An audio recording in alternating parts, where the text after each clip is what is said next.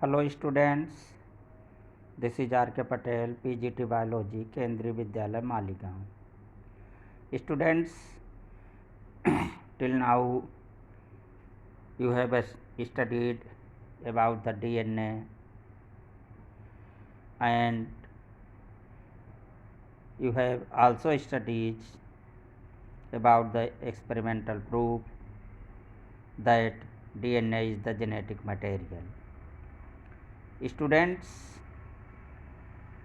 as you have learned that the genetic material have some specific properties,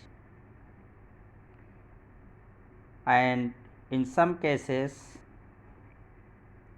RNA is also work as genetic material, such as the in viruses. Students, one question is very common and it is very simple question in CBSE board exam. It is asked difference between DNA and RNA. Students, let us see what is difference between DNA and RNA. We have to take one by one. First, we have to take about the sugar. You know that there is pentose sugar both in DNA and RNA, but what is difference between the pentose sugar of DNA and pentose sugar of RNA? The pentose sugar of DNA is known as deoxyribose sugar, while the pentose sugar of RNA is known as ribose sugar. Deoxyribose means less one oxygen. Second difference is, you know that in case of nitrogenous bases, thymine is present in DNA, while in RNA, instead of thymine, uracil is present. Next difference is mostly DNA act as genetic material. Mostly DNA is act as genetic material. RNA acts as messenger and adapter. You will study in later that it is also work as catalyst. It acts as a genetic material in some viruses. You know, I have told you that in some viruses, instead of DNA, RNA work as genetic material. Students, why DNA is genetic material? It is due to its property. The DNA is stable and RNA is not so much stable. Why the RNA is not so much stable? It is due to the presence of 2' OH group at every nucleotide makes RNA labile and easily biodegradable. Chemically less reactive, DNA is chemically less reactive and it is required to be work as genetic material. When it is less reactive, it mutates slowly, but RNA mutate faster.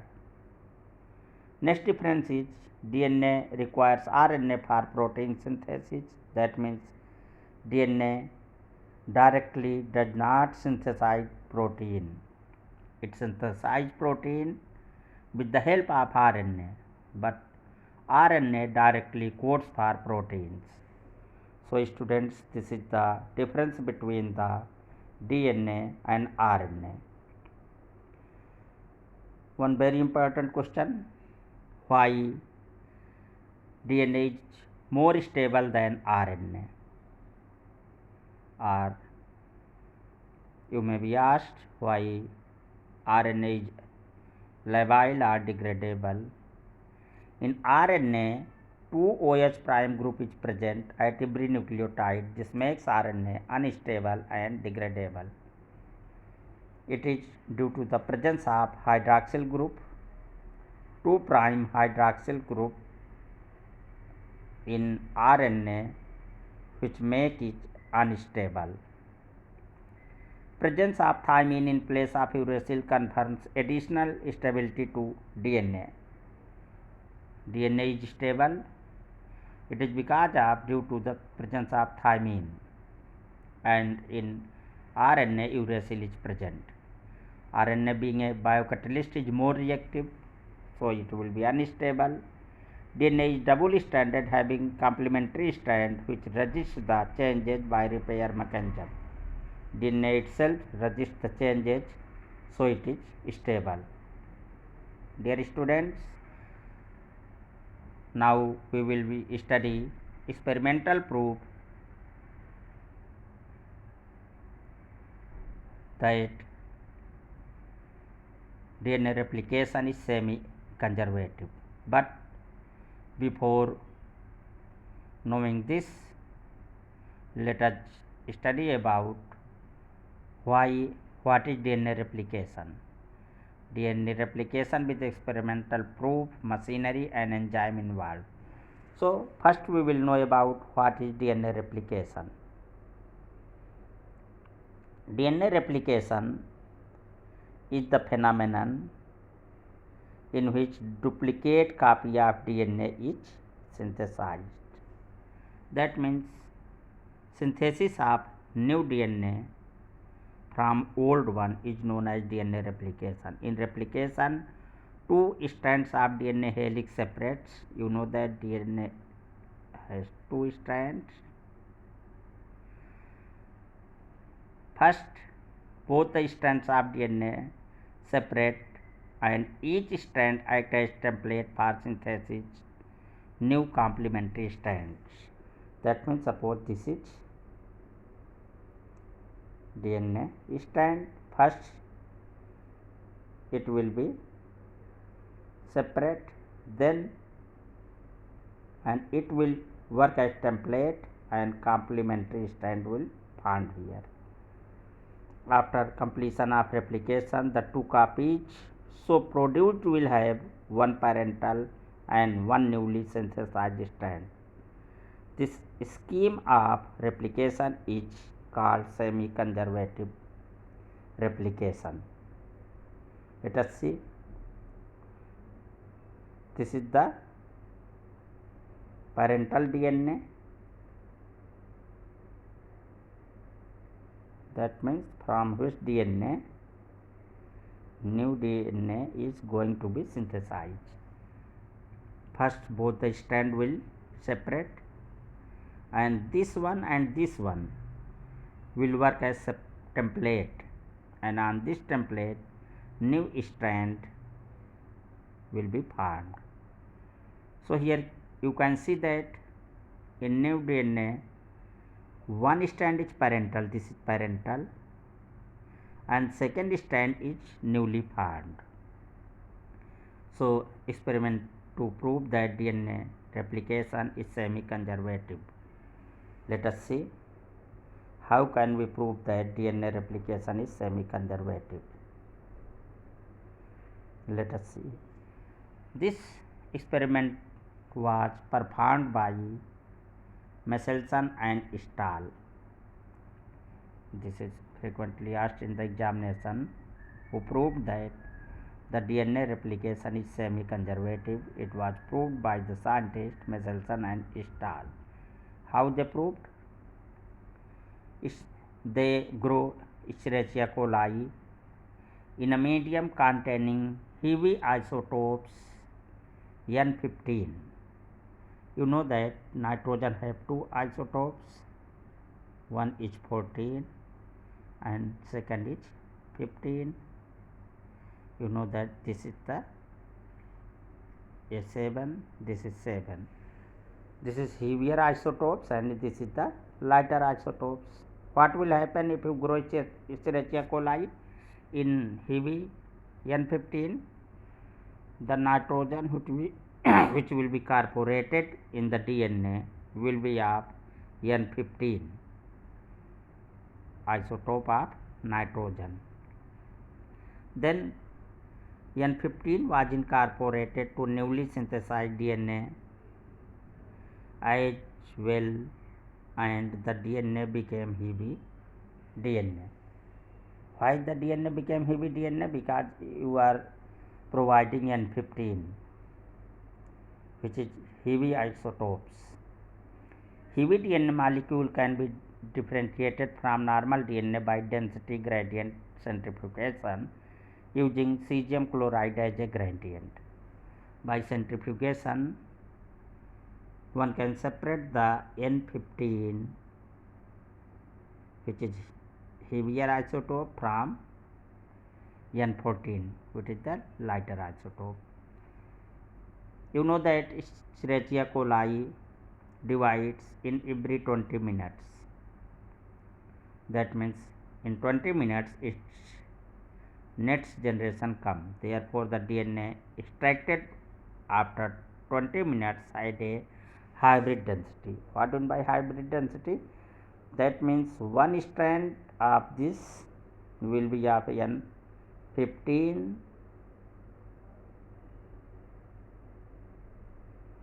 and the second strand will be of N14.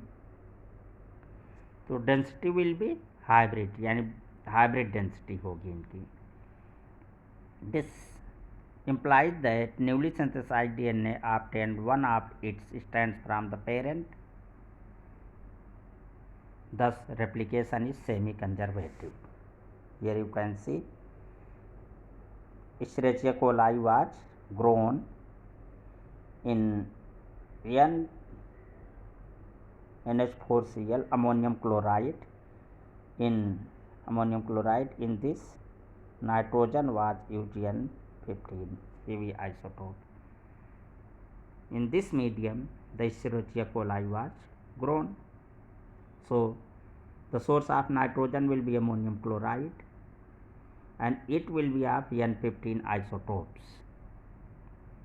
It will be incorporated after 20 minutes. Its first generation will come. In this generation, you have seen that one strand will be of N14 and the second strand will have N15. तो ये semi conservative हुआ. अभी यहाँ पे parental देखा. Parental में क्या था, हमने नाइट्रोजन 15 N15 जो आइसोटोप था उसमें Escherichia coli को ग्रो कराया था. तो सब के सब क्या हो गया, दोनों स्टैंड इसमें N15 हो जाएंगे क्योंकि नाइट्रोजन जो आएगा नाइट्रोजनस बेस के लिए वो N15 होगा. लेकिन जब पहली जनरेशन आएगी तो इसमें एक N15 रहेगा और एक N14 हो जाएगा. तो ये शो कर रहा कि सेमी 40 मिनट्स में क्या हो जाएगा देखते हैं. 40 मिनट्स में हमने देखा कि यहाँ पर ये N14 वाला हो जाएगा, ये भी N14 वाला हो जाएगा. यहाँ पे जो दिखाया गया है थोड़ा मिस्टेक है, एक N15 वाला स्टैंड होगा और एक N14 वाला स्टैंड होगा. तो यहाँ पे देखें 50% जो है ये न्यू स्टैंड हो गया और 50% पेरेंटल स्टैंड हो गया. So we can say that DNA replication is semi-conservative. Simply you can see this is DNA strand. If it separates both the strand, this will like this, and this will be parental strand. That means one strand from the parental DNA, but the second will be of new, so it will be semi conservative. Semi means 50% preserved and 50% newly found. अब students बहुत important topic पर हम आ रहे हैं. इससे बहुत question आता है डीएनए रेप्लिकेशन. अभी अभी आपने देखा कि डीएनए रेप्लिकेशन क्या है. डीएनए रेप्लिकेशन मतलब synthesis of new copy from old one. How it takes place, it is very typical. Replication occurs in S phase of cell cycle. Very important question, it is frequently asked. पूछा गया कि replication cell cycle के किस stage में पाया जाता है। तो यस फेज, आप लोग जानते हैं कि रेस्टिंग फेज होता है, यस फेज होता है। यस फेज मतलब सिंथेसिस फेज, फिर G1 फेज, फिर G2 फेज होता है। तो यस फेज में रेप्लिकेशन होता है। और इसमें जो DNA रेप्लिकेशन है, स्पेशली प्रोकैरियोट्स में एक एंजाइम जो काम आता है रेप्लिकेशन के लिए, वो है DNA पॉलीमरेज। इस एंजाइम का नाम रखना, याद रखना बहुत ज़रूरी है। और इसको हम बोलते हैं DNA dependent DNA polymerase. Why DNA dependent DNA polymerase? Because it makes large chain of DNA nucleotides. दूसरा चीज़ है यहाँ पे, और क्या होगा, क्या क्या इसके टूल्स हैं। तो पहला तो हो गया enzyme DNA dependent DNA polymerase. दूसरा स्टूडेंट्स, इसको एनर्जी चाहिए। और आप लोगों ने देखा कि जो सेल्यूलर फार्म एनर्जी का होता है वो ATP होता है, लेकिन यहाँ पे क्या होगा, डीऑक्सीरिबोन्यूक्लियोटाइड ट्राइफॉस्फेट हो जाएगा। डीऑक्सीरिबोन्यूक्लियोटाइड ट्राइफॉस्फेट DNTP हो जाएगा। अब यहाँ पे DNTP जो है ये डुअल पर्पज काम करता है, यानी दो तरीके का काम करता है यहाँ पे। एक तो ये सबस्ट्रेट का काम करता है और दूसरा एनर्जी भी प्रोवाइड करता है, ये ध्यान रखना है। Replication initiates a specific region in DNA called origin of replication. ऐसा नहीं है कि कहीं से भी रेप्लिकेशन शुरू हो जाएगा। ये DNA है तो इसमें रेप्लिकेशन कहीं से भी नहीं शुरू हो जाएगा। इसका एक स्पेसिफिक स्पेस होता है जहाँ से शुरू होता है, उसको हम ओरिजिन ऑफ रेप्लिकेशन या ओराई कहते हैं। ओरिजिन ऑफ रेप्लिकेशन और ओराई। तो ओराई किसे कहेंगे? जहाँ से DNA रेप्लिकेशन स्टार्ट होगा। ऐसा नहीं कि यहाँ से ये DNA है तो यहीं से स्टार्ट हो जाएगा DNA रेप्लिकेशन, इस पे न्यू स्ट्रैंड बनने लगेगा। इसका एक स्पेसिफिक प्लेस होता है, उसी को हम ओरिजिन ऑफ रेप्लिकेशन कहते हैं। और DNA polymerise a large number of nucleotides in a very short time. बहुत जल्दी ये काम करता है। और मैं बताऊँ आपको कि ये पर सेकेंड 2000 बेस पेयर सिंथेसाइज कर सकता है पर सेकेंड। तो हम देखेंगे during the course of replication two parent strand do not completely open. इसका मतलब क्या हुआ, यहाँ पे दो पेरेंट स्ट्रैंड है,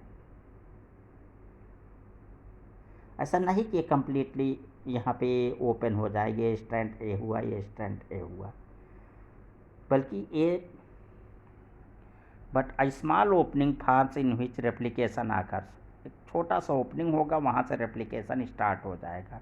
this small opening forms replication फार्क।